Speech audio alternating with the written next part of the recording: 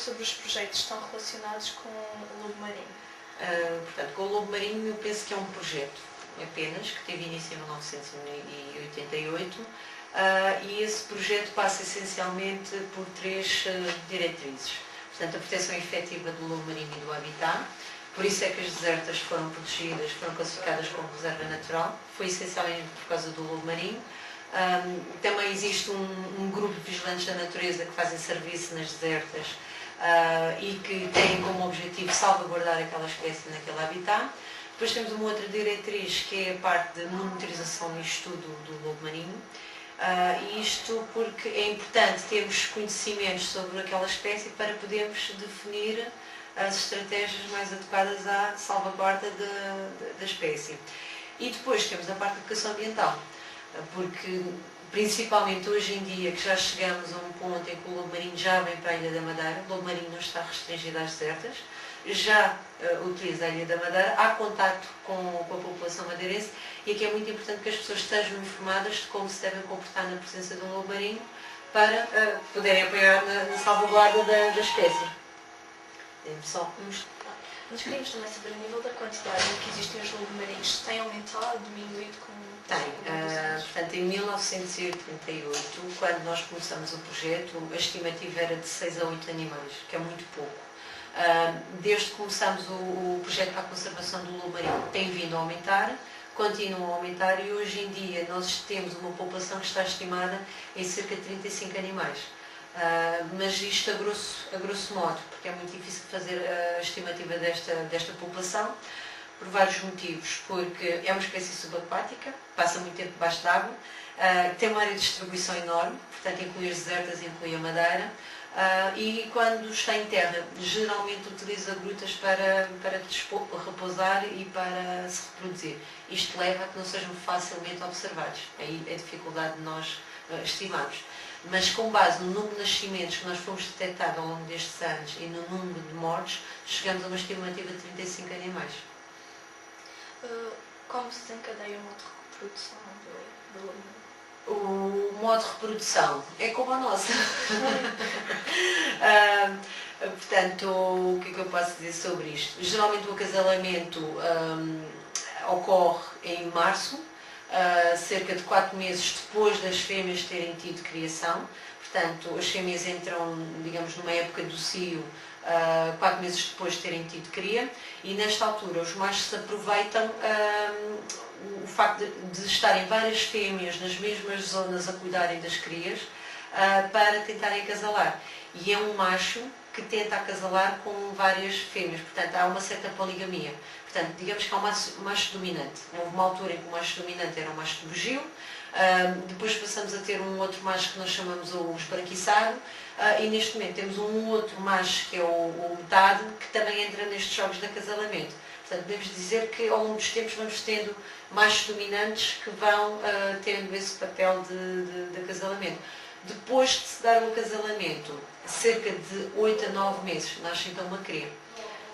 As crias são amamentadas durante cerca de 4 semanas e começa depois, aos 4 anos de idade, estão aptas a reproduzirem-se e começa então um novo ciclo. Tudo aquilo que eu expliquei, volta ao ciclo. Desculpa, é em água ou... O acasalamento é na água mesmo, mas depois o nascimento das crias e a amamentação é em terra, sim. A nível de distribuição, encontramos no mundo. Portanto, a nível de distribuição, no Oceano Atlântico temos apenas duas populações, a população da Madeira e a população nós dizemos da Mauritânia, mas se calhar não é de uma forma correta, do Saara Oeste, portanto na costa africana. Aí existem cerca de 150 lobos marinhos, é a maior população do mundo. E depois tem também uma área de distribuição que inclui a bacia do mar Mediterrâneo. E esta espécie, o lobo marinho, também é conhecida por focamões do Mediterrâneo, que a maior parte das pessoas não sabe. Normalmente quando falamos do lobo marinho as pessoas dizem, mas o lobo marinho é uma foca. É uma foca. E, portanto, também é conhecida pela focamões do Mediterrâneo. No Mediterrâneo, as maiores populações encontram-se no mar Egeu, portanto, entre a Grécia e a Turquia.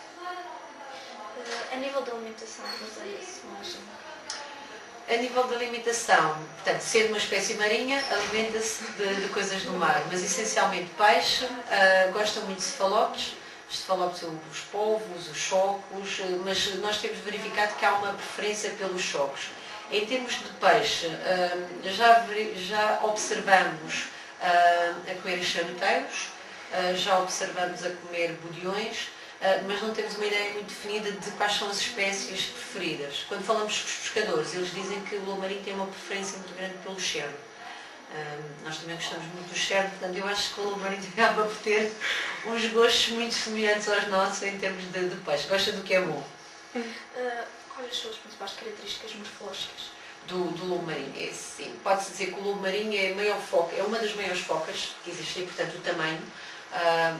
Portanto, é um animal que pode atingir os 3 metros, um adulto, pode atingir os 300 quilos, é bastante grande.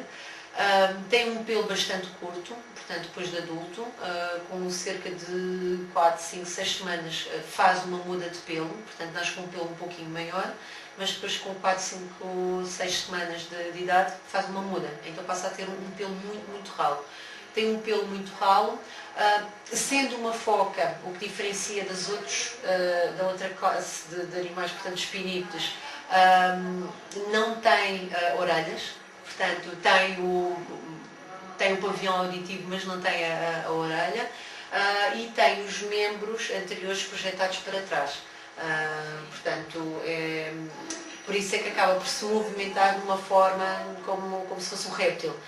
Por exemplo, se nós pensarmos nas otárias, normalmente uma das otárias é outro grupo de focas. Isto para explicar é assim, temos um grupo grande que são os pinípedes, que são todos os animais que têm, digamos, as mãos em forma de barbatana. Portanto, e aqui inclui-se, por exemplo, as morsas, os leões marinhos. Os leões marinhos são aqueles animais que vocês geralmente veem nos circos e que toda a gente pensa que são focas que batem palmas. Isso são leões marinhos. E depois, dentro dos pinípedes, nós temos 3 grupos. O grupo dos otarídeos, que inclui os leões marinhos, o grupo dos focídeos, portanto, que inclui o lobo marinho, e depois dos odobonídeos, que inclui as morsas. As morsas são os maiores pinípedes, são aqueles animais enormes que aparecem nas zonas frias e que têm presas, têm os dentes grandes. Portanto, dentro das focas, as características é os membros virados para trás, portanto, os membros dianteiros virados para trás, e a zona do ouvido não ter, a orelha. Portanto, ser só um furinho. As otárias vocês vão reparar que têm uma orelhinha. Aqui nestes desenhos nós podemos ver que não tem nada disso. Isto é o que diferencia dos outros pinípedes. Agora, dentro das focas é de facto o tamanho que diferencia relativamente aos outros animais. E o facto também do macho e da fêmea não serem muito diferentes. Há muitos grupos, por exemplo, nos elefantes marinhos, há uma grande diferença entre o macho e a fêmea. Portanto, a fêmea do elefante marinho acaba por ser muito semelhante ao nosso lobo marinho, mas o macho consegue-se ver que é um animal completamente diferente porque tem aquela troma. Portanto, acaba por haver aquilo que se chama dimorfismo sexual. Nesta foca não existe muito essa diferenciação.